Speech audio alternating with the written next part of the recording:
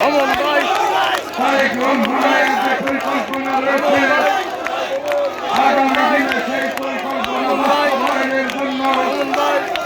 বাংলাদেশ জাতীয়তাবাদী দল যে কোনো ত্যাগ স্বীকার করবে এবং যে কোনো ষড়যন্ত্রকে মোকাবেলা করে আগামী দিনের এই দেশের মানুষের যে প্রত্যাশা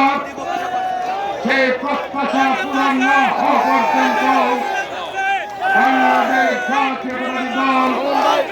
এই দেশের মানুষের সঙ্গে আছে, এই দেশের মানুষের সঙ্গে থাকবে ইনশাআল্লাহ। তাই সম্মানিত দর্শকে আপনাদের কাছে অনুরোধ থাকবে, আসুন আমরা যেভাবে আজকে এই সমাবেশে উপস্থিত হয়েছে সমাবেশ থেকে গিয়ে যার যার নির্বাচনী এলাকায় ঐক্যবদ্ধ হয়ে আমরা কাজ করার মধ্য দিয়ে আমরা প্রমাণ করে দিতে চাই